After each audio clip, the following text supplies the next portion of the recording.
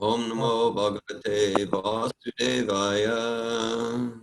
Om Namo Bhagavate Vasudevaya. Om Namo Bhagavate Vasudevaya. Om Namo Bhagavate Vasudevaya. Om Namo Bhagavate Vasudevaya. Om Namo Bhagavate Vasudevaya. Hare Krishna, I'm honored to be in your association.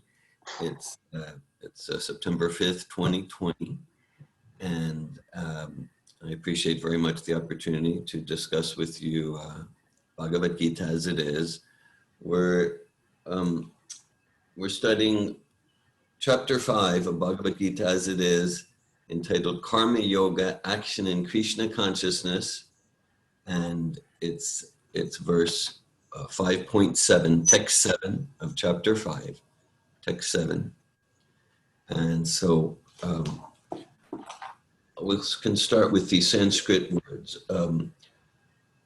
Yoga Yukto, Yoga Yukto, Vishuddhatma, Vishuddhatma, Ejitatma, Jitatma, Jitendriya, Jitendriya, Sarvabhutatma, Sarvabhutatma, Bhutatma, Bhutatma, Purvan, Purvan, Api, Api, Na, Na, Lipyate, Lipyate, Yoga Yukto Vishuddhatma, Yoga Yukto Vishuddhatma,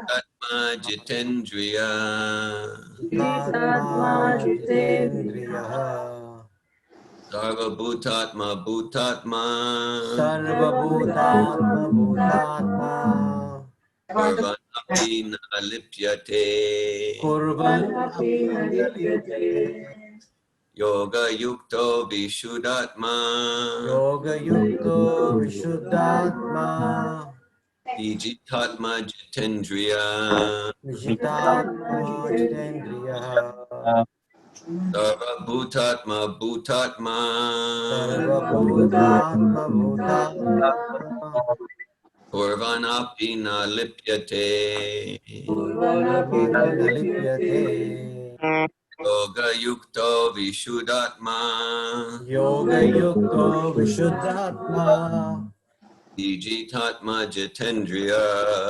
Jitatma, Jitendriya, Sarvabhutatma Bhutatma, Sarvabhutatma, Bhutatma, Purvanapi Na Lipyate. Kurvanapi Lipyate.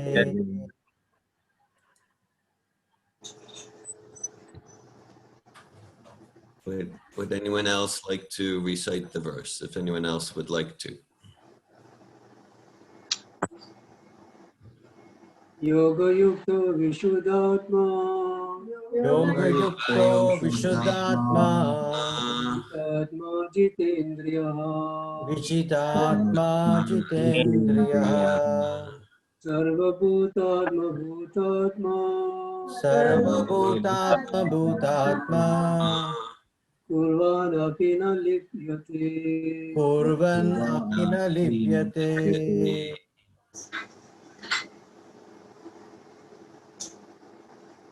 Okay, we can go to the word for word.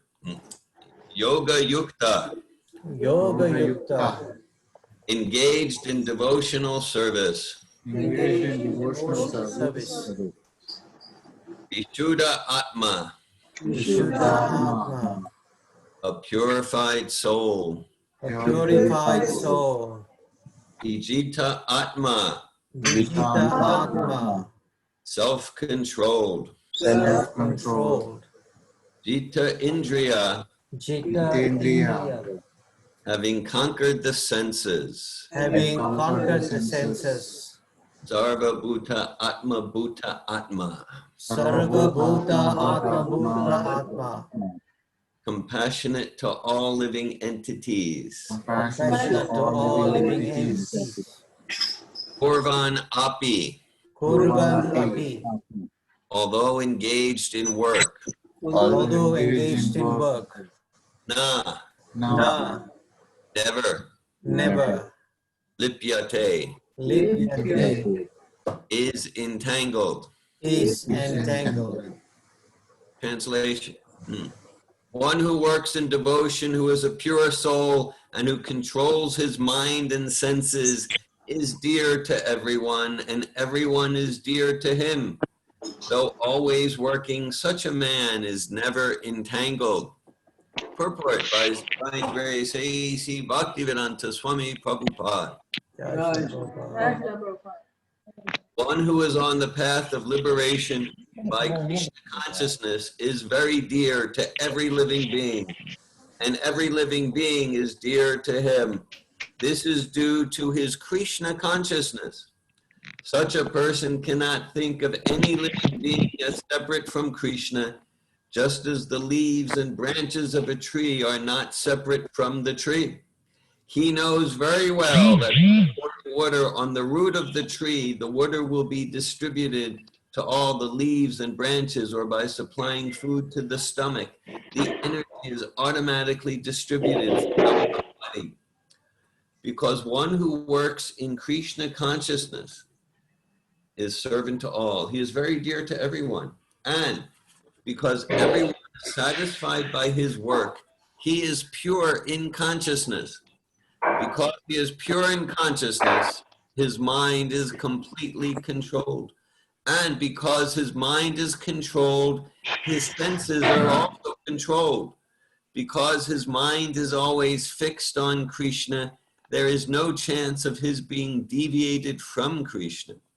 Nor is there a chance that he will engage his senses in matters other than the service of the Lord.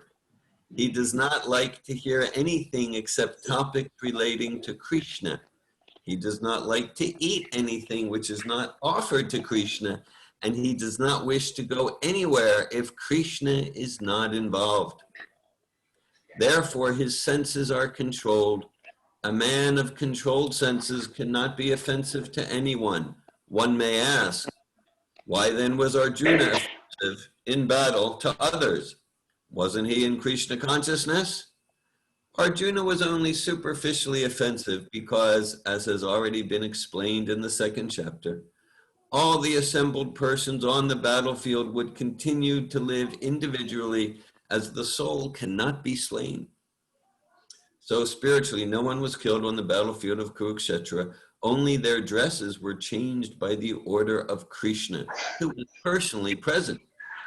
Therefore, Arjuna, while fighting on the battlefield of Kurukshetra, was not really fighting at all. He was simply carrying the orders of Krishna in full Krishna consciousness. Such a person is never entangled in the reactions of work.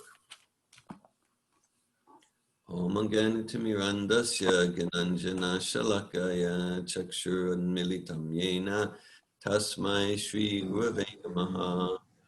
Shri Chaitanya Manobishtam Stapitam Yena Bhutale Svayam Upakadamayam Dadati Svapadantikam Vandeham Shri Guru Shri Utapadakamalam Shri Gurun Vaishnavams Cha Shri Rupam Sagrajatam Saganaraganatam Vitam Tam Sajivam Sadvaitam Savadutam Parijana Sahitan Krishna Chaitanya Devam Shri Radha Krishna Padan Sagana Lalita Shri Vishakan Vitam Cha Hey Krishna Karuna Sindhu Dina Bando Jagatpate Kopika Kopika Kanta Radha Kanta Namostute Tapta Kanchana Gauri Vrindavaneshware Vishabhanu Sute Devi Pranamami Hari Priye Panchakalpatayubhyascha Kripa Sindhubhye Vacha Patitanan Pavanebhyo Vaishnavebhyo Namo Namaha Jai Shri Krishna Chaitanya Prabhu Nityananda Shri Advaita Gadadhar Shiva Sadi Gaura Bhaktivinoda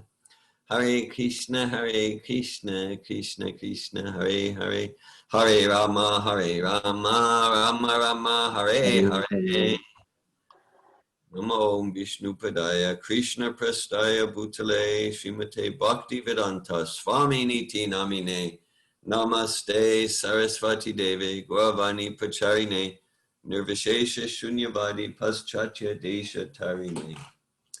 Text 7, chapter 5 of Bhagavad Gita as it is.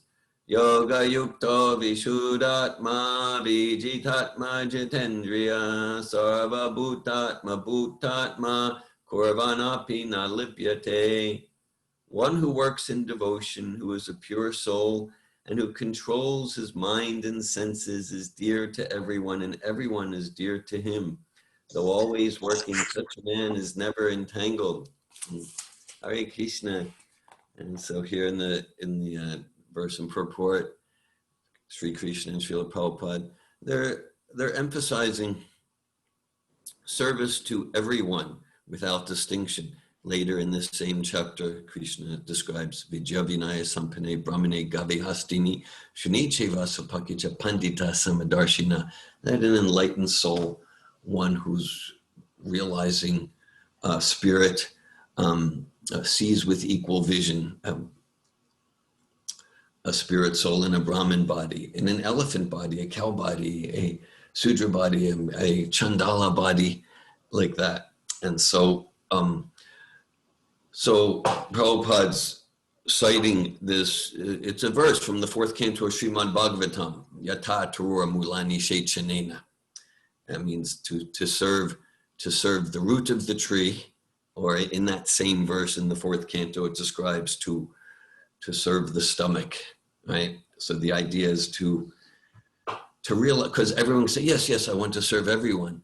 So this bhakti yoga, this process that we get from Srila Prabhupada, our current and direct link to the parampara, this bhakti yoga, this is the science and art of how to serve all sentient beings. Later in chapter 5, Krishna talks about one who works diligently in service to all sentient, who does welfare work for all sentient beings, para upakara. And so that science, just like if we water a branch or a leaf, because we care about that branch and leaf, that's not the process. That branch and leaf will not get nourished.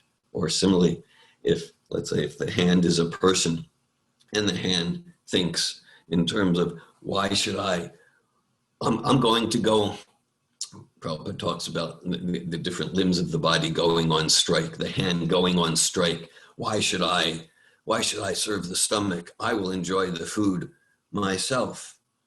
So it's a very obnoxious, it's either comical or obnoxious situation, the hand trying to enjoy the food itself. No, so the hand's meant to be nourished and happy by serving the food to the stomach. Similarly, sometimes it's described in Bhagavad Gita that like Sankhya Yoga or is like finding the root, and bhakti is watering the root. And so if we're watering the root, we found the root. That's why we can see in Bhagavad Gita, in the Vedas, there are so many paths. And it's not simply a hodgepodge mishmash. There are so many paths. All of the paths, whether it's Jnana Yoga, Ahunam Janmananante, Gyanavanma Prapajute, Vasudeva Saramiti, Samahatma Sudurlabha, it leads to bhakti. Whether it's Astanga Yoga, Yoginam Apisarvesha, Madgaten Antaratmana, Shadvan Bhajate Umam Samayutatamomata, it leads to bhakti. Varnashram Mata Bhumbir Jita Shreshtas, Varnashram Vibhagasha, Svanustitasya Dharmasya Samsadir Haritoshanam, the highest perfection one can achieve by fulfilling responsibilities according to Varna and Ashram is bhakti, is to please the Supreme Personality of Godhead. The impersonal path, all of the paths, the clear thread that ties them together is service to Sri Krishna, loving devotional service to Sri Krishna, the Supreme Personality of Godhead. And without getting that thread, which we fortunately get through our disciplic succession through Srila Prabhupada, then it can seem like a whole hodgepodge, mishmash, like that. And so we serve the root, we water the root of the tree, and then all the branches, leaves, and twigs are nourished I mean, that's a metaphor, and it's real. And it translates as so like Krishna is the root. Aham bija pradapita. Krishna is the root. And we learn how to serve God, Bhagavan, God in the personal form. We learn how to do that from a master, a spiritual master. And then naturally our community, our families, our nations, our species are nourished and served, because that is service that is not on the bodily platform. Krishna describes, like in the 12th chapter of Bhagavad Gita, he gives like a hierarchy. Right? So it's like this bhakti yoga, it's bhakti yoga that it's completely egalitarian. That we're seeing everyone equally as a spirit soul, not the body. That doesn't mean the body's not important. Just like if we're driving a car, it's important to realize I am not this car. I am not this Toyota or Ford. At the same time, it's important to know the car. Is this a vehicle that can fit into tight city parking spaces?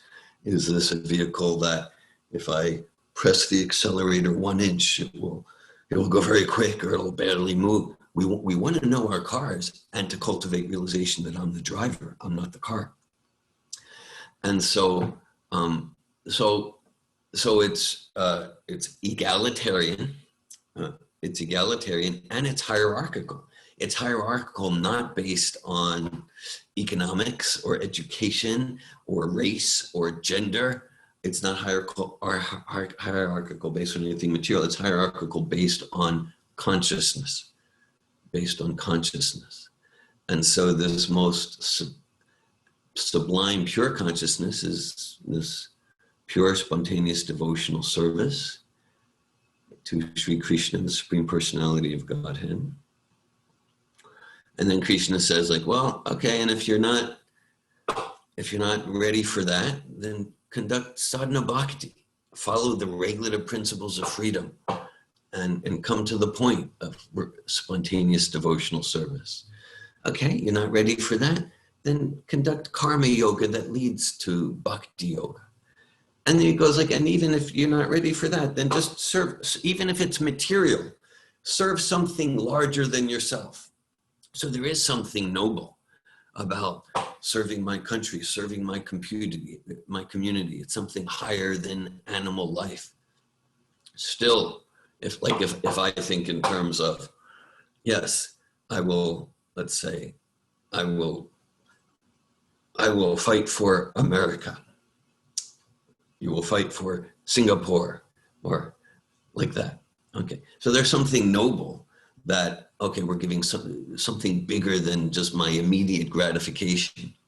But what you could say, well, why fight for America? Why not fight for Paraguay? Paraguay? Why would I fight for Paraguay? Well, because the idea is, no, I fight for America because this body, this lump of flesh and bones and blood, this took birth in America. So therefore the American team's the best. Okay. And it took birth in this community. Right?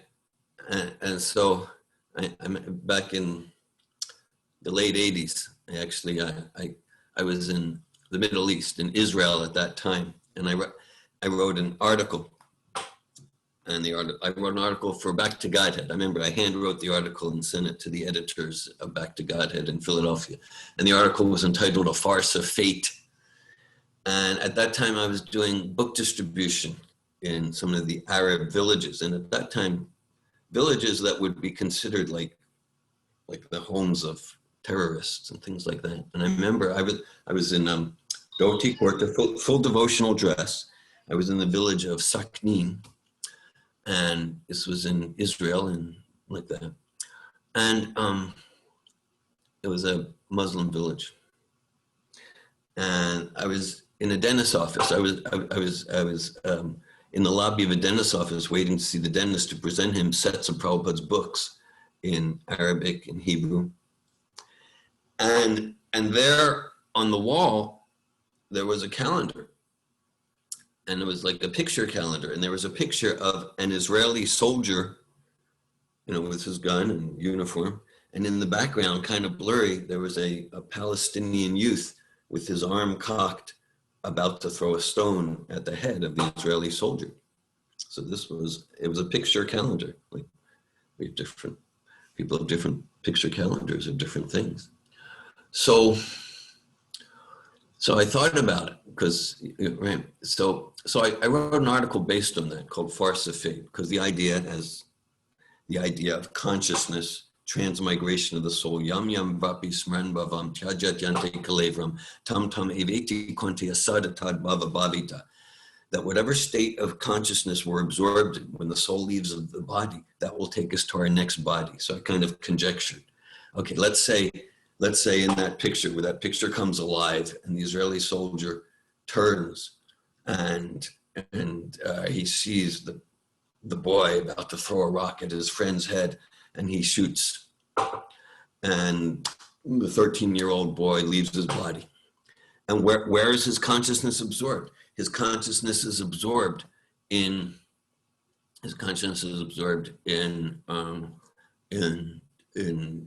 Israeli Jewish soldiers. Okay, so maybe his consciousness takes him to take birth in Ramat Aviv, which is it's an affluent suburb. It's an affluent suburb of Tel Aviv.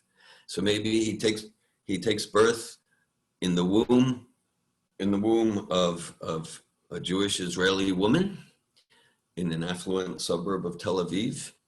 And then when he's 18 years old, he goes through his military training and he gets a gun, and he's guarding those villages against those dangerous Palestinian boys. Okay, right. So just a little while earlier, he's fighting for the Palestinian cause, and then just a little later, a little later, he's fighting against, he's like that. All right, so this Krishna consciousness, this is the art, this is the science of how to please all living entities. Not, even some say, yeah, for me, it's not about my country, it's not about India, Singapore, the European Union. I'm a humanitarian. Prabhupada will sometimes, he'll say, yeah, I'm a humanitarian. I hope open hospitals for all people. Prabhupada say, well, I just heard a lecture. Prabhupada said, well, where's the hospital for the tigers and the snakes? Okay, so it's the same principle. I'm a humanitarian. Well, what makes this particular species so special? Well, it's because I took birth in a body of the human species. That makes this species so special. So, actually, in the year 2000, I published an article in the journal Social Work, because I like this profession of social work. It's this profession of social work, at least in North America, and I think throughout the world, it really emphasizes like being against isms, against sexism, against racism, against nationalism. And I looked in the whole body of literature. I did my research in '99, and the article was published in the journal Social Work in January 2000. And in the whole body of social work literature, there was nothing about animals. There's nothing about animals. And I thought this was interesting. This was interesting. And so the article's entitled Social Work and Speciesism. And I started the article by describing who she's known as the mother of modern social work. Her name is Jane Addams. And Jane Addams, she was like born to a very wealthy family in Chicago, or in the United States. And she didn't need to work. She had a leisurely life, and she was visiting Spain. She was visiting Spain with some of her friends. While she was in Spain, they saw a bullfight. And she was sick to her stomach to see what they were doing to the bulls. And that moved her so much that she decided, instead of just living a leisurely, frivolous life of gratification, shallow gratification, she's going to commit herself with compassion to helping other people. And she started the Whole House in Chicago. She started the whole field of modern social work. And so it started with compassion to see how animals were suffering. So in the article I asked, well, maybe Jane Addams was just confused, or maybe she didn't understand something, or maybe there's something we can learn from her. So that article is called Social Work and Speciesism. Sure, yeah, we don't want to commit violence to people according to their race or nationality or gender. Well, what about species? Yeah, okay. And so, yeah, so learning the art and science, how to truly do good for everyone, and to be, so that's bhakti yoga. That's serving. It's the art and science of serving the root of the tree, and to be attached to that service. It's described in the Bhagavatam. Savai pumsam paro dharmo yato bhaktirat hokshaje. Aitukya pritaya yatma suprasidati. That the supreme dharma for all living entities, for all humans for sure, is that which leads to devotional service to the transcendent Lord, because the root of everything is transcendence, at hokshaje. Such service must be uninterrupted and unmotivated in order to completely satisfy the self. And so, and so as long as we have any attachments materially, well, you know, it's in so many spiritual circles or New Age circles, we hear a lot, don't be attached. Just don't be attached. Just don't be attached. The nature of the soul is to be attached. To not be attached is a complete impossibility. So this is an important point, because he said, just don't be attached. No, our nature is to be attached. That's not a bad thing. It's not a wrong thing. So the idea is just be completely unattached. Impossible. Our choice is where to direct our intrinsic propensity for attachment. We can direct it materially, which will be a source of frustration. It'll always be a form of chasing that carrot on the stick. Or we can direct our attachment spiritually. We can be attached to devotional service. That's the source of eternal security. Vayam dvitiya binidesha tasya. The root cause of all fear and anxiety is misidentification of the eternal spirit self with the body. It's the root cause of all fear. And so as long as we're attached to anything material, gross or subtle, then we're going to live in fear. And then so much of life is devoted to trying to numb that fear through intoxication, through spending money at the shopping mall, through wasting time on internet, trying to numb the pain of that fear. Because we know that we're attached to something that will be crushed by time. Devotional service is the science to transfer the propensity to be attached to that which will never be devastated by time. That's a relief. That's security, because aitukya pratiyata, if we're sincere in our intention, Srila Prabhupada, all I want is to serve you in your mission. That's all I want. Nothing can get in the way of that. We can imagine whatever calamity, whatever catastrophe, nothing material can get in the way of engaging in bhakti yoga. And that's the bliss of the soul. And so we've talked about, I'll call it the macro view of serving all living entities. And then in terms of, let's call it the micro view, well, we're talking here about caring, love. There's a saying, there's a quote I like from the Christian philosopher Paul Tillich. Paul Tillich said, "The first duty of love is to listen." And so this, of course, is completely consistent with Vaishnava psychology. Srila Rupa Goswami describes exchanges of love, exchanges of affection between persons dedicated to self-realization and Krishna consciousness, God consciousness, enlightenment. Dadati pratigrinati guyamakiti prichati unkte bojayate chaiva sadbir sadvidham pritilakshana.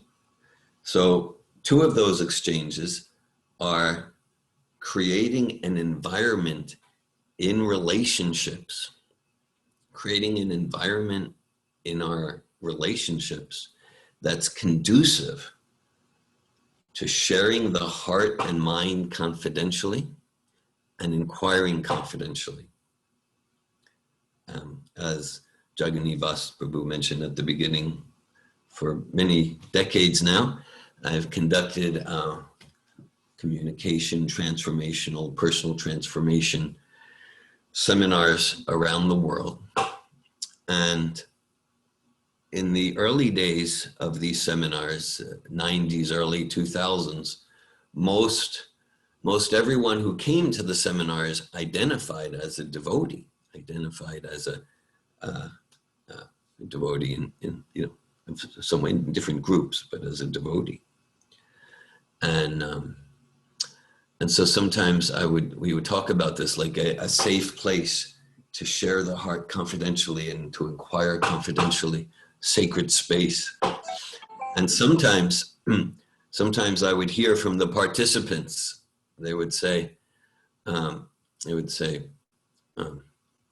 Dear Govinda Das, this devotee community it's the last place in the world where I'd want to share my heart confidentially. So everyone would laugh, because if you don't laugh, you would cry. And I'm trusting that's not true for the communities I'm speaking to here.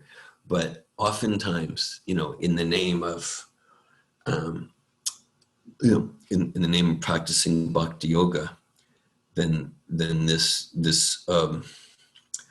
the emphasis that we get from our parampara acharyas on the vital, essential importance of sweetness in Vaishnava relationships, a place where we truly feel safe to share honestly. This is not something that's supplemental to bhakti. It's an essential limb of bhakti. Right? Rupa Goswami says that sometimes this can be neglected.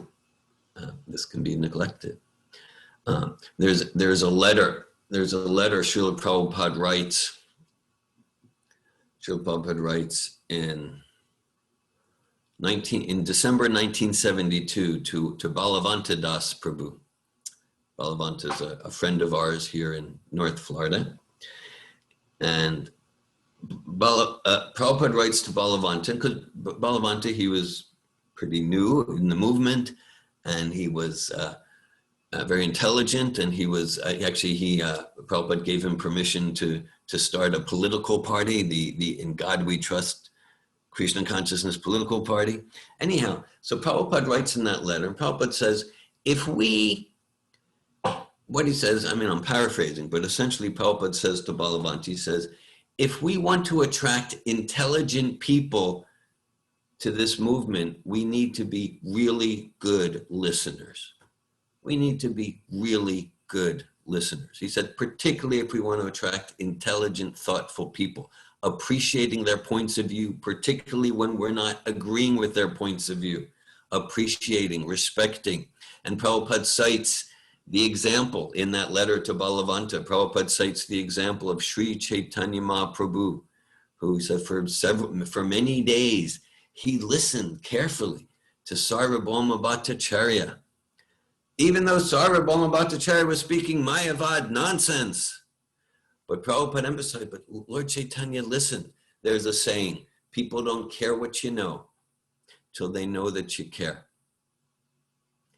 And often a very wonderful way to show that we care is to suspend to suspend what we want to say, our judgments, our advice, our agreement, our disagreement, our argument, our reassurance, and to show understanding. If you show understanding of my point of view, and I get, wow, you've really understood what I had to say, doesn't mean you agree with it, then I'm more likely to live in alignment with that principle given to us by Srila Rupa Goswami, more likely to want to share my heart and mind confidentially. This is true spiritual Vaishnava relations. And so Prabhupada said, especially if we want to attract intelligent people, it's vital that we follow in the line of Sri Chaitanya Mahaprabhu and we cultivate expertise in listening. Prabhupada has so many letters, one letter also in 1972, I believe it's to Jagadish Das, and Prabhupada emphasizes that Prabhupada says, the highest development of your Krishna consciousness will be when you're able to present these universal principles and truths in such a way that everyone will respond positively, that everyone gets it. Meaning, we're not just kind of like unconsciously, quoting a verse or like that. It means we're connected, call it super soul connection, empathic connection, whatever we want to call it. We're connected to the individual, we're connected to the group. And Prabhupada's encouraging us to be so realized in the principles that naturally we get inspiration to know how to communicate the principles in such a way that whoever we're talking to, maybe it's a 5-year-old child, or maybe it's a group of university professors, we're able to communicate the principles so that others get it. And that requires that we're empathic, we're understanding the world from their perspective. So in terms of the vital importance of creating a safe, sacred space in our communities, in our relationships, in our families, listening deeply, in our Sattva Tov programs, we have our Sattva Tov Institute School of Transformative Coaching. I see Pradeep Kumar Prabhu is here. He's in our coach training program. Hare Krishna. And we have our whole series of transformational courses. I'll just mention Marie Glasheen, also known as Malini Devi Dasi. She's here. It's called Bhakti Yoga Retreat. She's a co-director and senior facilitator with Sattva Tov. So we have so many programs, so many methods, so many tools. We train professional coaches. Our coaching school is accredited at the highest level by the International Coach Federation. And we emphasize all the tools, all the methods. It's meant to support clients, people, because these are universal tools. They're not just for counselors or psychologists. They're meant to support others to connect with the highest guidance within. To support people, clients, highest guidance within is a term I often use. Basically, it means to connect with Super Soul. So it's personally, I'm not interested in just like a collection of communication strategies for the sake of it. I'm excited, I'm enthused about a communication-based approach to self-realization, a communication, cultivating mastery in communication to support ourselves and others, to support the self, to turn towards itself in self-awareness, and to turn towards the Supreme Personality of Godhead in the spirit of devotion. That's what all the coaching, all the transformations meant for, in listening and in expression, that we connect with the courage, clarity, and purity to communicate truthfully, but not just truthfully. Like if we hear from Bhagavad Gita, communicating truthfully is not enough, because sometimes someone say, okay, here's the truth. I'm just going to give it to you as it is. Here's the truth in your face. Okay. But Sattvic communication means, yeah, we're dedicated to communicate truthfully and beneficially. Because sometimes I might withhold the truth and be subtly or not so subtly deceptive because I have some personal agenda to fulfill. Okay. So sattvic communication, I communicate truthfully, and I want to look at myself. To what extent is my intention, my consciousness in this truthful communication, which might be unpleasant to hear? We can see, like in the example of Srila Prabhupada, sometimes even someone would meet him for the first time and he would share something that would be like really difficult for them to hear. Right? It would really challenge their ahankara, their false ego. And but they wouldn't take offense at him because they sensed this person really cares about me. They sensed his pure heart. So sattvic communication involves creating a space where a person knows they're safe to communicate the truth. And we communicate the truth that in a way that's true and truly intended to be beneficial for everyone, not intended to hurt or damage in the name of speaking the truth. And so,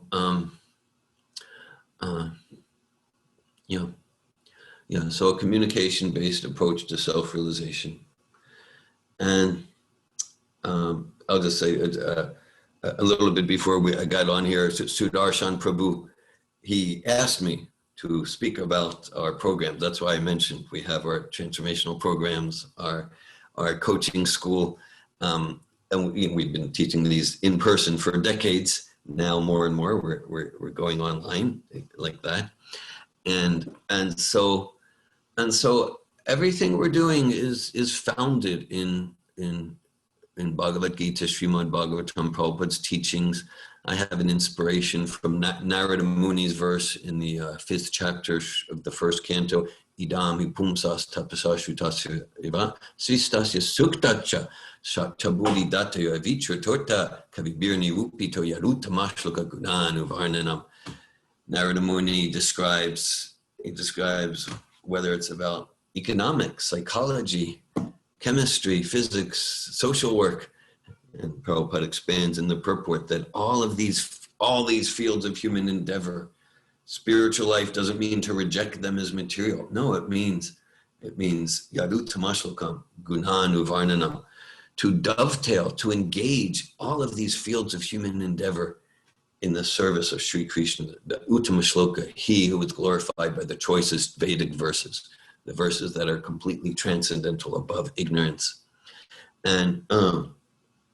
And so that's what we're endeavoring to do in all of our Safito programs, whether our transformational seminars, our coach training, or personal coaching, to fields like psychology, leadership training, communication training, personal transformation coaching, etc., that these fields, not just that they can be used in Krishna consciousness, that's Yukta Vairagya, that's wonderful, but more than that, we're endeavoring to illustrate for people, communities, the world, that all that is valid and worthy and truly valuable in all these fields, not just can be used in Krishna consciousness, but finds its perfection, completion, source, and origin in the teachings of Srimad Bhagavatam and Bhagavad Gita.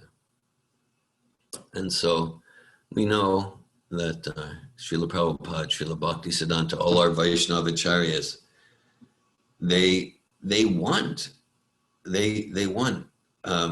students and sincere followers of Bhagavad Gita to be leaders in all of these in all worthy, respectable fields of human endeavor, right? Not to be rejected. There's I think it's the 6th canto. There's a purport. Prabhupada says, one who sees everything as Maya, rather than seeing everything as Krishna, is an offender. that's important. Because sometimes we hear, you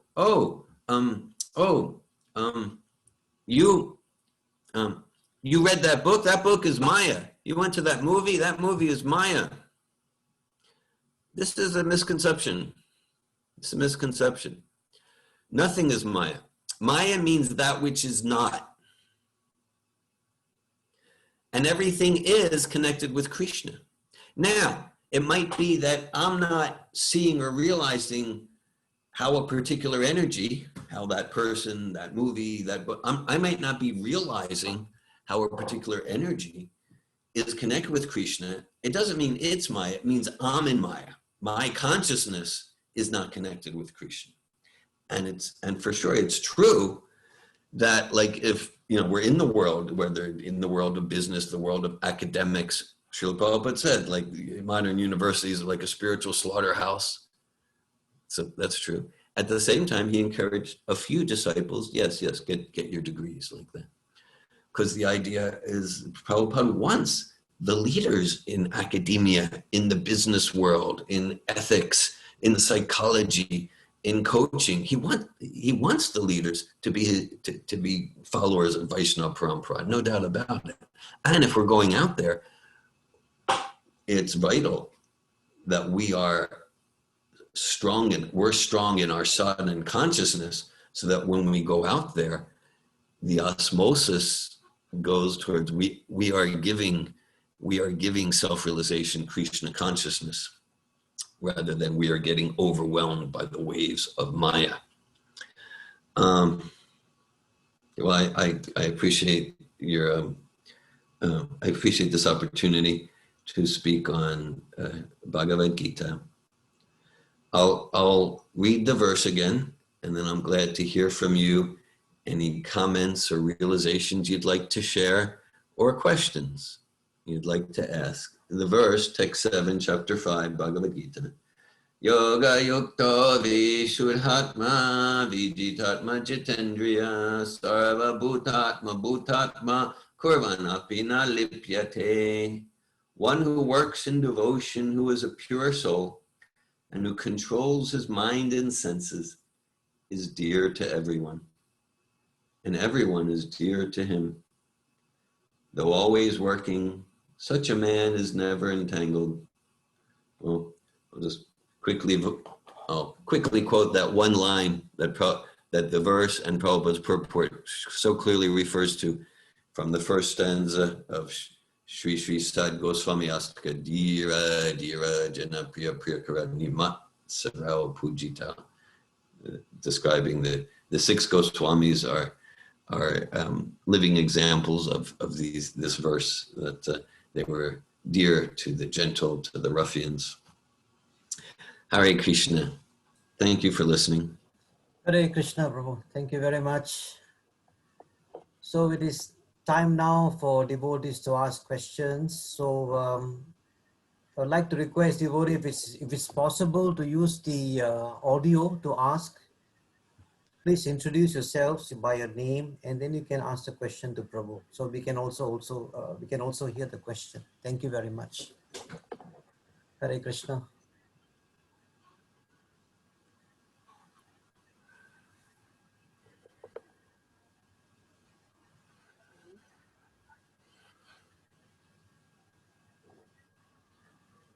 Prabhu, you're on mute. Upashana Devi, you're on mute. I could see you're speaking. Please unmute yourself. I think I'll unmute all of you. I think that'll be better. Just a reflection, nothing, no questions. In fact, when I read this translation, also the Prabhupada is a personified for this particular shloka. He is such a pure soul, and then he controlled his mind and senses, and he was so dear to all his devotees, and in fact everyone were dear to Prabhupada, and he was he never got entangled in any of the controversies, though he had a lot of issues coming from various temples which was established by him. So that's what, if we go through the biography of Prabhupada, maybe you will be able to explain much more in details on this verse. Thank you, Prabhu. Jai Srila Prabhupada. Jai Shri Prabhupada. Thanks. Yes, yeah, Prabhupada certainly is the such most inspiring example of this verse. That Prabhupada was with no tinge of a desire for his material comfort, whether rising at 1 a.m. to give us these purports. That's why Jaganivas Prabhu shared that it's true. My favorite thing to do is to read Prabhupada's books, and it is just for my own pleasure and realization. And I feel like it's we can never repay our debt to Srila Prabhupada for the matchless gifts he has given us and continues to give us. At the same time, we should try to repay the debt. And a way to do that is to give our time and energy to read his books. He sacrificed so much to give us those books. Sometimes we hear about like Gopi Bhava and the mood of the gopis. And of course, Prabhupada cautioned us about getting distracted by Rasika literature. And obviously, if someone's reading Prabhupada books, all of the topmost realizations about rasa is there. And I very much appreciate your comment, Prabhu, and bringing our focus to His Divine Grace, A.C. Bhaktivedanta Swami Prabhupada. Because this verse, we wouldn't think of this verse we just read as like a gopi verse. It's completely a gopi verse. What's the mood of the gopis? It's to be in the bushes. That's not the point. The mood of the gopis is to give 100% to inspire people to turn towards Krishna. And so that's Srila Prabhupada. That's why we say, for me, Gopi Bhava means Srila Prabhupada at the age of about 70, penniless, getting on the Jaladuta. That's Gopi Bhava. Giving everything to support people, plead with people, encourage people, challenge people to turn towards Krishna. And he did that with everything he had, with such amazing humility. And I'm reminded in hearing your comment, Prabhupada would, in one of his prayers, his bhajans that he wrote on the Jaladuta, with full humility, he writes, I have no knowledge and I have no devotion. And Prabhupada's really feeling that that's true, that he has no bhakti and no Vedanta. And he goes, but I have full faith in the mission of my spiritual master and in your holy names. So if you'd like, you can make my name true, Bhakti Vedanta, knowledge and devotion. And if you'd like, you can make me dance, make me dance, make me dance. Thanks for reminding us of Srila Prabhupada's glories. Hare Krishna. Any other points or questions? No other points, Prabhu. Thank you very much, Prabhu, for your very nice explanation. The devotees?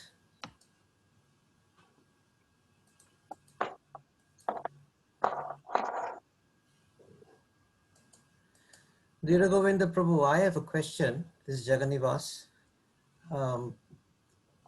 If we come across some purports of Srila Prabhupada's that in today's context could be very difficult for people to digest or understand, because social structures have changed compared to what the Vedic culture is all about, and people's experiences sometimes may be different from what Srila Prabhupada is saying, and they may sometimes take offense, or they may have very strong opinions against what's being written in the purports.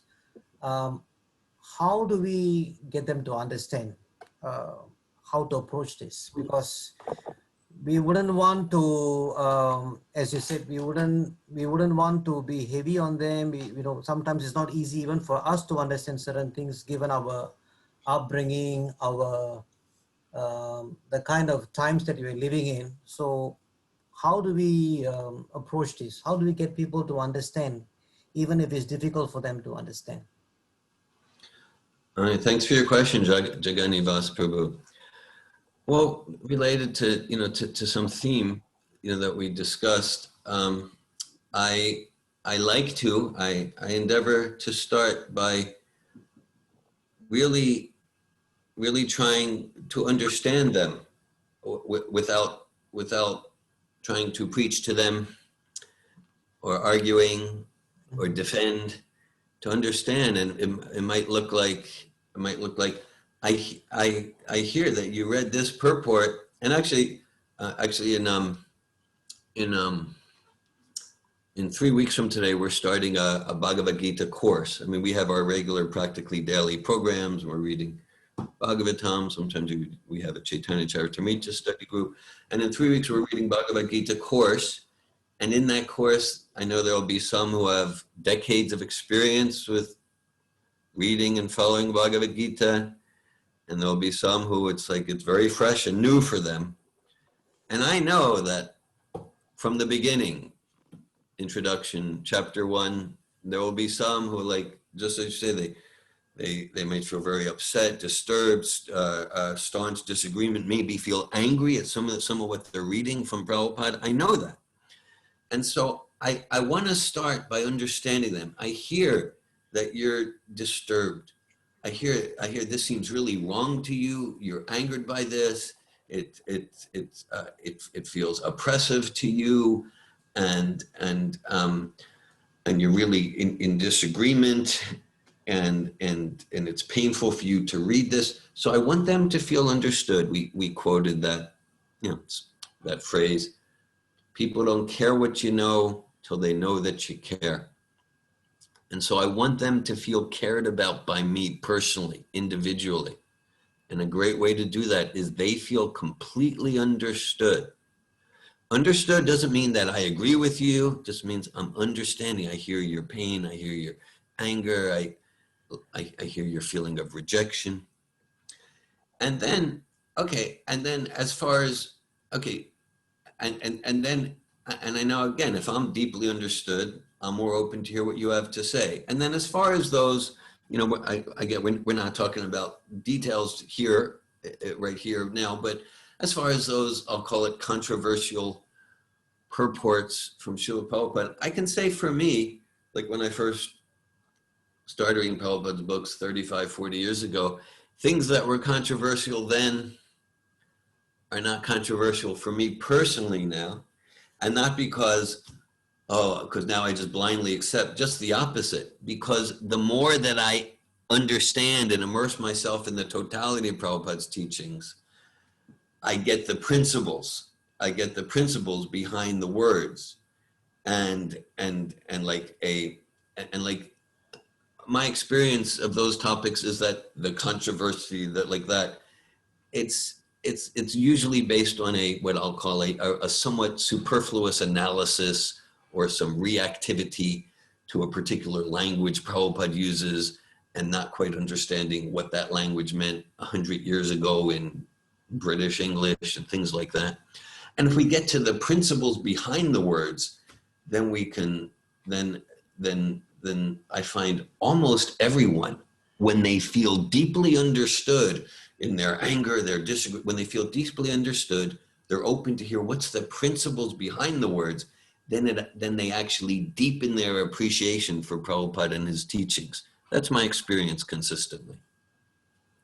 Okay, thank you so much. Thank you, Jaganivas Prabhu. Yes, thank you, Pradeep. Thanks for your comment. Thanks for your comment. Hare Krishna Prabhu. This is Archana, Sudarshan Prabhu's wife. I would like to ask you a question. You mentioned in your class about how a person should not get attached to the car he's driving, but he should know everything about the car. He should know how to use the car, but he should not get attached to the car or to think that he's the car or get too much attached to the car. But there is a danger in getting to know more about a particular thing or that you're using or that you're around with in a sense that you will automatically kind of get attached to it, or there's a more chances to get attached to it. So it is like telling the fish to swim but without getting wet. So it is like how do you do that? How do you teach? How do you coach your students to do this wonderful feat? Thank you, Mataji. Your name is Nilachala? Archana. Achala, got it, Achala. Thank you, Mataji. Archana. Archana, as in one of the 9 processes of devotional service. Thank you. And if I'm understanding your question is like, yeah, the idea is, yeah, we want to know our car, but in the process to get to know our car, the propensity is to get entangled and attached. So how to be lotus-like? It's like in the 5th chapter of Bhagavad Gita, in a few verses from the verse we read today, Krishna talks about the lotus consciousness. So like in the process to get to know our vehicle, how to avoid getting entangled and attached. Am I understanding your question? Yes, Bhagwan. Yeah. Thanks for that question. And yes. And so that's why, like I said, like if, if we're out there in the world, then like it's so vital that we're strong, that we're regularly reading Prabhupada's books, so we're in close touch with absolute reality, and we don't get absorbed in the drama of the vehicle and the vehicle's relationships. We're not ignoring it, but we don't get absorbed in the drama there. And so, that's why Prabhupada set up several hours each day, strong morning program. Ideally also an evening program. So at least a strong morning program, so that when we're out in the world and we're maybe taking care of the health of the body or relationships or business or whatever it is, that we're bringing a transcendental perspective, and we're not losing sight that I'm not this car. Right now I'm in a blue car. Maybe whatever, 100 years ago I was in a yellow car, and 100 years from now I'll be like, I'm not this car. I don't want to irresponsibly neglect it. So, I appreciate your question very much, because that's the thing, like the world of Maya. We're not blaming Maya. The problem is my attraction for Maya. It's not Maya. Of course, we know Shristi Stiti Pralaya Sadhana Shaktireka. Maya is a servant of Krishna, and she wants us all to become pure devotees of Krishna ultimately. But my attraction for Maya is very strong. So when I'm out there in the world, Prabhupada said that his greatest fear, his greatest anxiety is that his followers are not scared enough of Maya. So Prabhupada's recommending that we have a healthy fear of Maya, not to be overconfident, and let that healthy fear not move us to be frozen, but let that healthy fear move us to be very strong in reading Prabhupada's books every day, so we have constant contact with the absolute eternal world. So when we go into the world of the relative and temporary, that we don't get disturbed or agitated by it, that we're responsible to create and attract and get the association that will support and encourage us to distinguish reality from illusion. And so your question is such it's a great practical question that because the fact is that it requires deep in Bhagavad Gita, the term is used dritavrataha, staunch, ardent, unbreakable commitment. We need to be unbreakably committed to cultivating Krishna consciousness, Prabhupada consciousness, strong in our sadhana. And if we're not staunchly committed to that, then we will be swept away. And the nature of Maya is we get swept away, we slip down the slippery slope into the pit, and we don't even know we're in the pit. So I'm not sure if I responded to your question, but that's what comes to me. Yes, I got it. But to teach everybody and to teach ourselves that we have to be moment to moment committed to be Krishna conscious. I think that is the solution you mentioned. Thank you, Mother Archana. Thanks for that. Yeah, that's it. There's no void.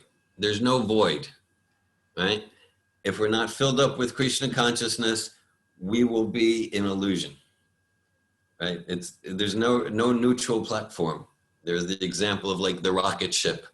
The rocket ship, it can't like, I think I'll go up about 40,000 feet and then I'll rest for a while. No, it'll immediately be pulled down. So like the force of the lower modes of nature, especially Kali Yuga, if we're complacent, we will be pulled down.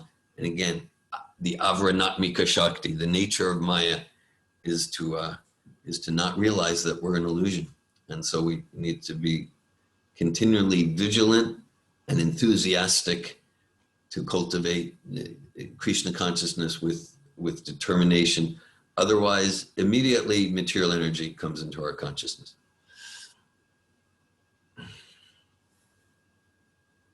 Any other questions, devotees? Thank you very much. I think there's a question in the chat. Okay, I I'll just look on the chat. All right, okay. Yes. Shloka, Lord says two different things. One is devotion and other is control over mind senses. Srila Prabhupada made it easy in his purport by saying focus on devotional path and Krishna consciousness. The mind and senses will be automatically controlled. Jai, thanks for sharing that. Thank you, Ganesh Prabhu. Thanks for sharing that. And yeah, and for me, that relates to the vehicle thing that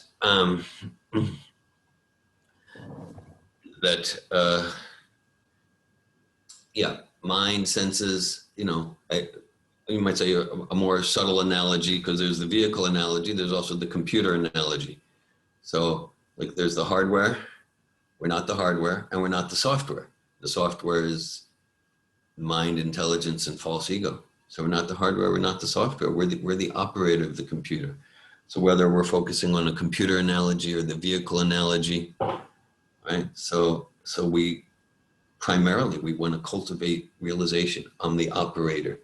I'm the driver. At the same time, the vehicle is important. It's here to take me towards my goal. It's the chariot of the body to take me towards my goal of self-realization and Krishna consciousness. Thank you. Thanks for your sharing, Ganesh. Hare Krishna, Prabhu. I have a question. In the Bhagavad Mataji, Gita, introduce your name by oh your sorry, name. I'm Danu here. In the Bhagavad Gita, Krishna says that for people who are not interested in listening to the Bhagavad Gita, then we should just leave them alone. At which point do you sort of stop preaching to someone and say, okay, that's it. We have to leave this person alone. Or do you ever leave someone alone? Okay. Thank you, Danu. Thank you, Danu. Yeah, it seems that Srila Prabhupada did not leave us alone, right? Yeah. Srila Prabhupada, he came to this place where there's billions of people who are not interested, and he didn't leave us alone. So it's true, he's more merciful than Krishna in that respect. Yeah. And so, practically that, we want to cultivate Vaishnav compassion, Paradukha Dukhi, for all spirit souls. And at the same time, we want to use our discretion about where best to give my time and energy. Prabhupada gives the example, like on a battlefield, the medic, the doctor, he may say, okay, yeah, if I spend 10 minutes with this person, his life might be saved. This person, he's still alive, but I could spend 2 hours and he's still going to die. So it's not that I don't care about this person, but where can I best spend my energies? Where can I best spend my energies? And then again, related to a theme of our last hour or so, that even if someone's not interested, you know, sure, like I want to care about, I want to aspire to care about them. And sometimes we'll find that just if people feel deeply understood, then they become interested. And that was Prabhupada's magic. He took people who were not interested, but through his potency, through his intention, they felt so cared about by him that they became interested. They went to a different category. I'm remembering one of the first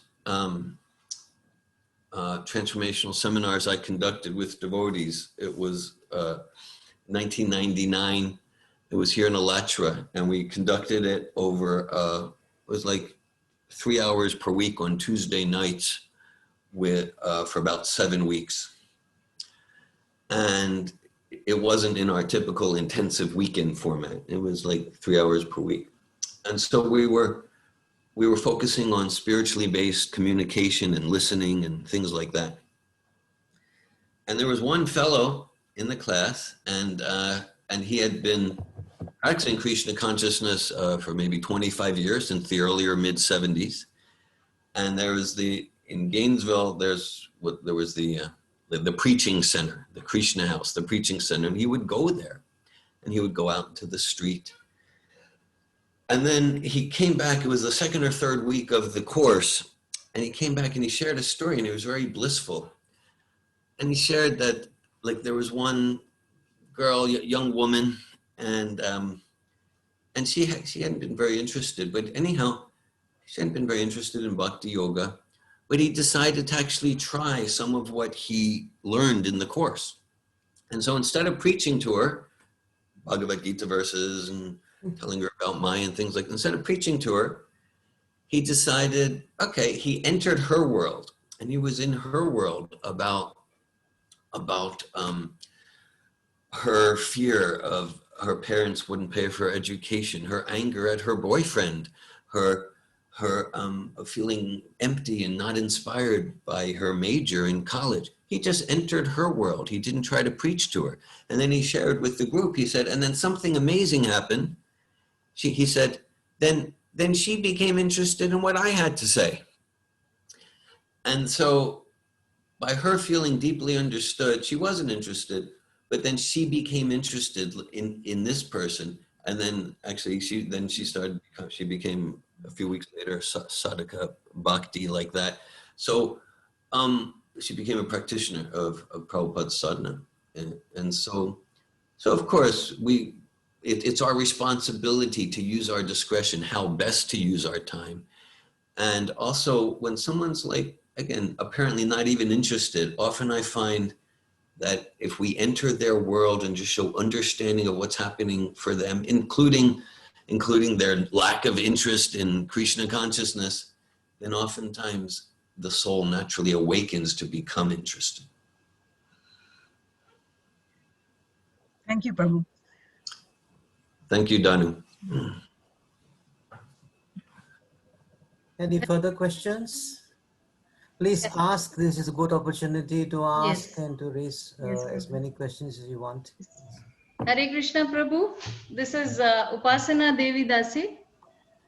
Prabhu, my question is, see, we are all living in this society, and we have certain societal norms and societal responsibilities. But then I just wanted to know, can you give us some tips how we can keep a strong foothold in Krishna consciousness and at the same time strike a balance wherein we also fulfill our social responsibilities? So can you just throw some light on this, Prabhu? Okay. All right. Well, thank you, Upasana Devi Dasi. Thanks for your question. Mm, mm. Yeah.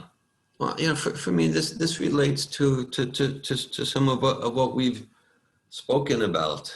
That that it's we can think of, like, say, Srila Bhaktivinoda Thakur. He was so responsible and so amazingly strong in his Krishna consciousness. I'm trusting the biography of Bhaktivinoda Thakur. He was a magistrate and a judge for the British government and like that. And so it's an important part of Bhaktivinoda's mission. Of course, Srila Prabhupada is predicted by Bhaktivinoda Thakur. And so it's an important part of Bhaktivinoda's mission that the devotees of Krishna, the Gaudiya Vaishnavas, are seen and regarded as experienced as responsible members in all respectable sectors of society. For sure. I mean, there's some who maybe their service is to be full-time temple devotees for life. For most though, it's our service in whatever our field, according to our psychophysical nature, to be responsible members. And then that in itself, without preaching, is powerful preaching. That's powerful preaching. Yeah. And then within that context, as we discussed, so that when we're there in our offices, in our businesses, in the field, whatever, when we're there, that we're responsible to cultivate our consciousness so that subtly, without necessarily preaching in quotes, so that energetically we're giving self-realization, Bhagavad Gita consciousness, and we're not getting overwhelmed. And that relates to, like, at least 16 rounds per day, studying all of Prabhupada's books regularly, and being open for super soul inspired opportunities, maybe in our workplace or whatever business, opportunities to distribute prasadam, opportunities to engage in discussion of philosophy, opportunities, as I said, what we're endeavoring to do in the Safetov experience in fields like psychology, coaching, coach training, leadership training, communication training, to illustrate how these principles find their perfection and completion in these ancient eternal teachings. And that requires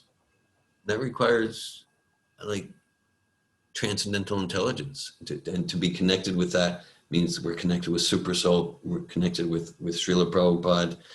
So, like, I know, like, back when I was going to my graduate PhD school back in the 90s, I was seeing each class as a Sankirtan spot. Okay, and it's not like I was preaching directly, but I did all my philosophical papers were coming from Srimad Bhagavatam in the language of social science, like that. So whatever our field, like, yeah, what's my opportunity in an intelligent, empathic, perhaps discreet way to expand Prabhupada's movement in this sphere, and to be in that spirit of discovery.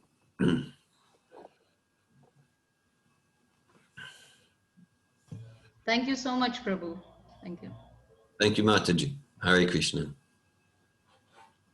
Hare Krishna, Prabhu.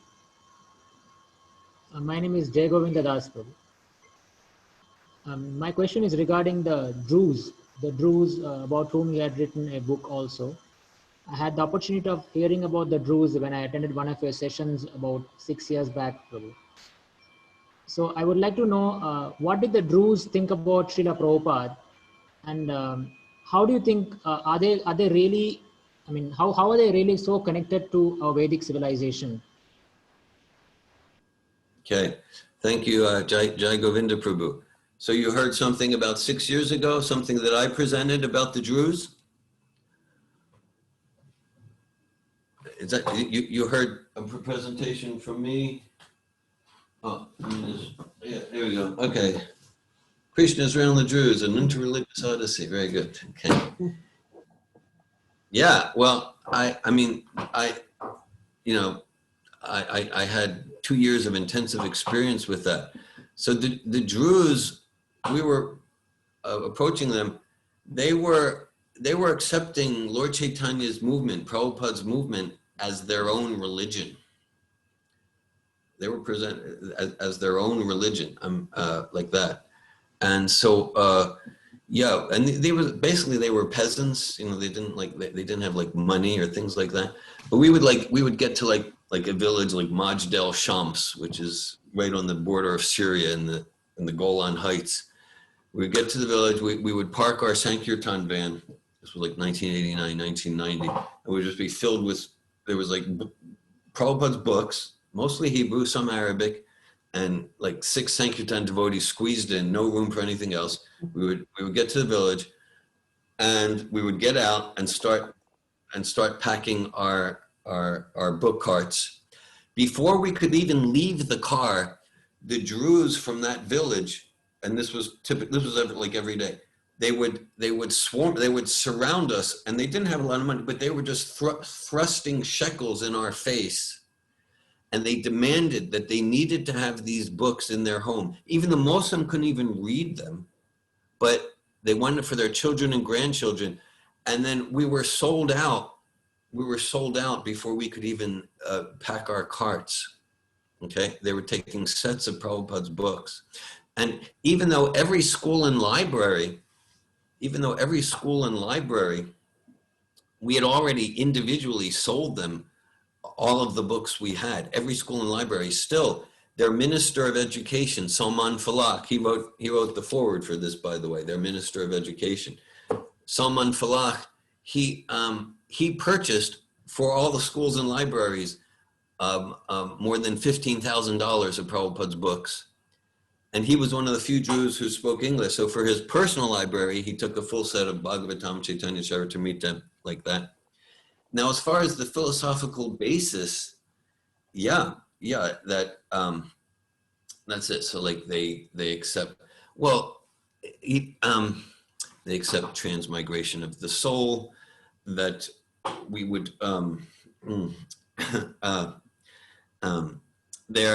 one of their heroes is Kamal Jumblat, and I would say I don't read Arabic, but in Kamal Jumblat's writing, you can see there'd be all this Arabic, and then there'd be in English, in parentheses, Krishna, Rama, Bhagavad Gita. So all their leaders, we met with their top religious leader in the world, Sheikh Tarif Amin. He was probably already about 100 years old when we met with him in like 89, 90. And he said he wants the Druze to cooperate with the Hare Krishnas, Kigeza Achat, which in Arabic means like one race. And we would show that quote to the Druze, and they were amazed. They were amazed because they're known for being secretive and very protective. But he was, because that okay. First of all, the Druze is not the name that the Druze call the Druze. The Druze call themselves Mwahedun, which translates essentially as Sanatana Dharma, the eternal one religion, the eternal one practice of the soul. And the Druze are known by the world as an unorthodox sect of Islam. But the Druze know that they're not. They know that they're a Vedic group transplanted to the Middle East. If we look in the Druze scriptures, we'll find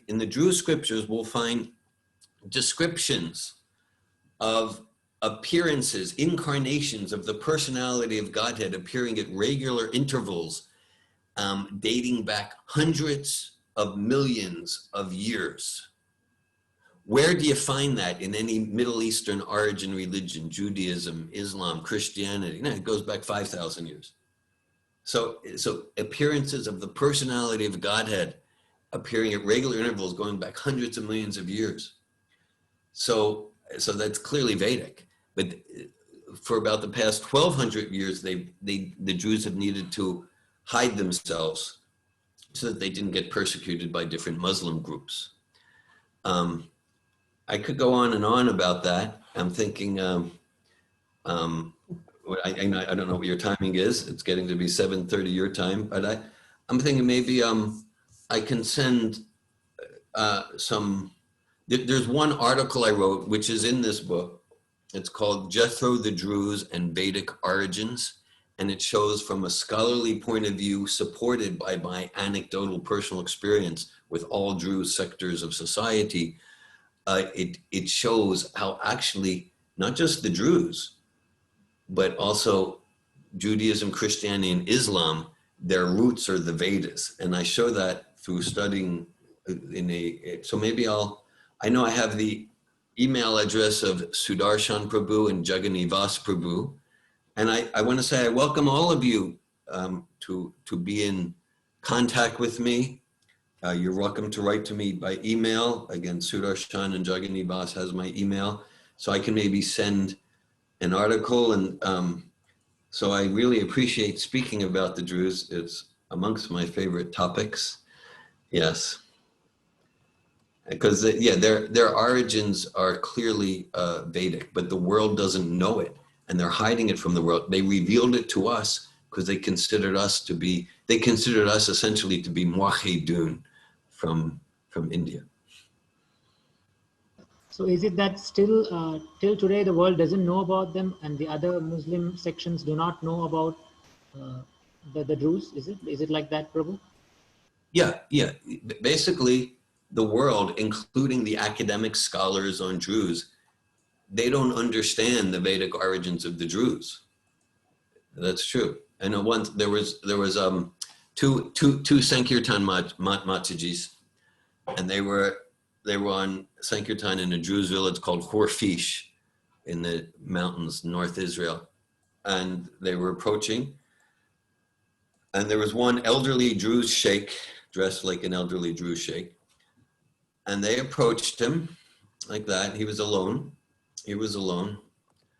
And so they started speaking to him, and he knew some Hebrew, they knew some Arabic, like that. They started speaking, and then he just looks at them. He looks at them and he says, this is supposedly a Muslim village. And he looks at them, he says, you don't love Krishna like I love Krishna.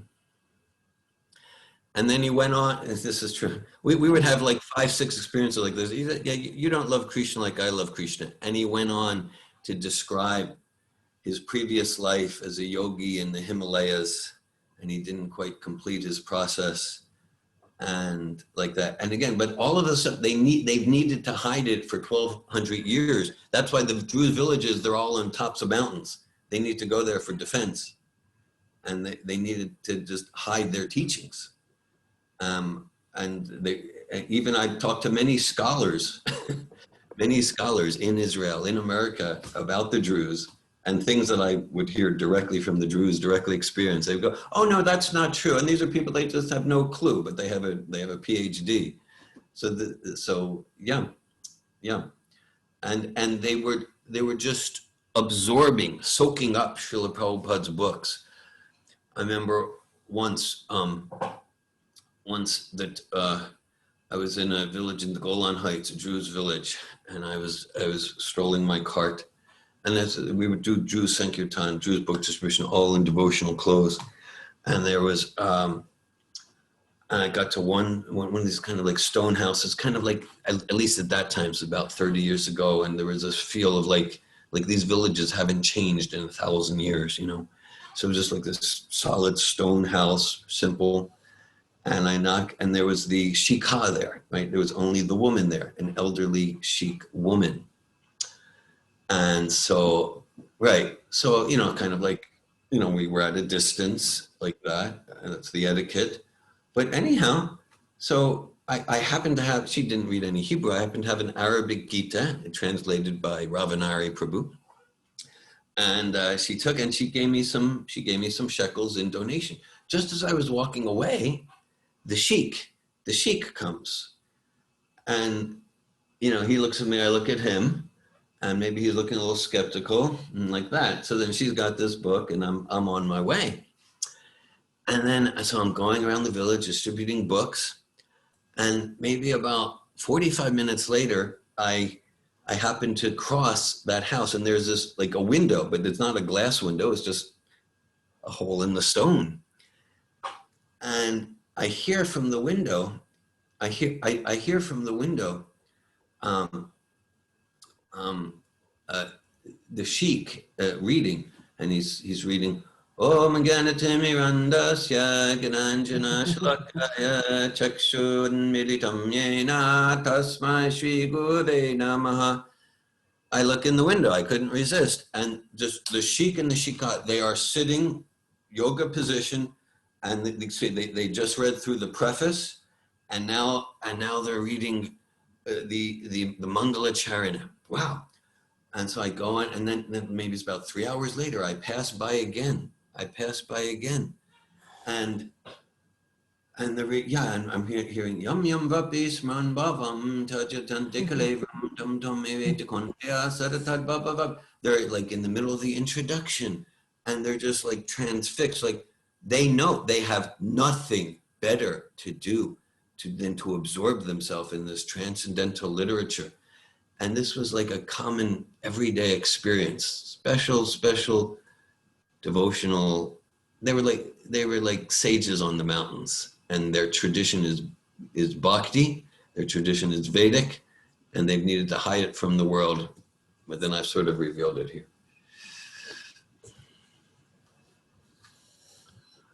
Thank you, Guru. Thank you. Just one last question, if you don't mind. Do the Druze do any deity worship, Prabhu, or do they also worship like the other Muslims? I'm not aware of a deity worship tradition amongst the Druze. I do know that they have, they have less of a resistance to form than Jews and religious Jews and Muslims. I say that because, like, if you go into like a synagogue or a mosque, not only won't you see forms of God, you won't even see forms of rabbi, you won't see photos or anything like that. So with the Druze, they will have pictures of their parampara.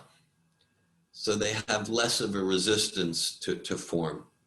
And at the same time, my sense was they had more of a deity worship, but they've needed to hide it again so they don't get persecuted like that.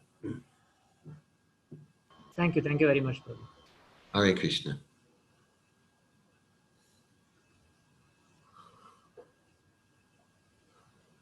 Any other questions or comments? I think the way we've discussed this, it calls for a separate presentation altogether. Isn't it? Yeah, I'm super enlivened by our association here. I look forward to more. And actually, I was speaking with Sudarshan Prabhu, very curious to also know about your research on the Hare Krishna Maha Mantra and its effects on the psychology and all these dimensions that you had done for your PhD work. I remember reading about it some couple of years ago, but can't quite remember the details. Yeah. Mm-hmm. We put it into a book. Okay. Yeah. And so, yeah. So basically because I could see, even since the 60s, lots of research on meditation had been done, even a little bit of research on mantras, but there was nothing on the Hare Krishna mantra, nothing rigorous, nothing according to like rigorous methods of social science. And so I thought that this is, there's a gap here. And just like so many meditation techniques, the Vipassana had become more and more popular because rigorous social science research was done on it. So I thought, why not apply these methods, right? You could say they're material methods, and it's our responsibility in the spirit of Yukta Vairagya to apply them spiritually. So I conducted both single system design and group design research on the effects of chanting Hare Krishna Maha Mantra on variables like stress, depression, life satisfaction, things like that. And yeah, and I was fully supported by my professors in the university. And since then, we've published a lot of follow-up articles based on that research. In more recent times, a team headed by Dr. Gopal Demirla studied, I was on the team giving some consultation, studied the effects of Hare Krishna on improving heart health, things like that. So, and it's having an effect. It's to the point now where there's enough publications in respected journals, including journals like in PubMed, like that, where a physician can actually prescribe chanting Hare Krishna as a prescription. It's true. It's true. Just like, yeah, I mean, now like so many like psychologists, physicians, they may prescribe doing some meditation. So why not Hare Krishna Mahamantra meditation? And so there's enough of a research database and publications. The first one was my dissertation, and in the past 20 years that's expanded. So it's a distinctive way to share chanting of Hare Krishna. Of course, for devotees, well, let's see, depending on our level of trust and faith and experience and adhikar, devotees don't need research to prove anything that's coming from Shabda Brahman and that we have direct experience with. Still, we know the world, so much of the world is enamored by what's called modern empirical methods. So if modern empirical methods demonstrate in a rigorous way the efficacy, even for secular purposes, of chanting Hare Krishna, then that moves and inspires so many people to chant Hare Krishna. And so, yeah, that's another fun thing I like to talk about in my attempt to serve Prabhupada's mission. Okay, I think this is the longest question and answer session we've had till date. And we're very grateful, Prabhu, for your presence today. And we look forward to more sessions with you on various topics. So I'd like to request all the devotees to share your appreciation as well this time. Do you have anything to say before we close the session? Thank you. Thank you very much, Dhira Govinda Prabhu, for the most enlightening session. Very inspiring. And if devotees would like to connect with you, maybe you could give your website or something that everyone, where they can. It is there on the chat actually. We put it up. I put it up, his email ID actually, if you would like to write to Prabhu. Yeah. Jagani Vas put my email address. Mother Malini has given a website like that. So I welcome everyone. Be in touch with me by email. And Damayanti, Mother Damayanti has given the website. I'll mention there's Damayanti and Lakshmi Priya here. They kind of, in this lifetime, came to Krishna consciousness, Prabhupada's teachings through the Safito programs. So right on the chat, there's contact information. I'll be very glad to hear from you. Thank you, Prabhu. So I will make the at least the audio of today's presentation available once the Zoom downloads the recording. And as for the video, let me see what I can do. I mean, there's been some suggestion to put it on YouTube and all that. I'd like to explore that and see how best it can work. So thank you very much, everyone. Thank you very much, Dhira Govinda Prabhu, for coming today. Really appreciate your presence and association. Thank you. Hare Krishna. Jai Srila Prabhupada. Hare Krishna. Hare Krishna. Hare Krishna. Hare Krishna Krishna. Prabhu, thank you very much for your Thank class. you. Jai Shri Prabhupada. Hare Krishna. Hare Krishna. Hare Mataji. Krishna. Jai Srila Prabhupada. Thank you very much. Hare Krishna. Prabhu. Thank Hare you. Krishna. Hare Krishna. Thank you, Prabhu.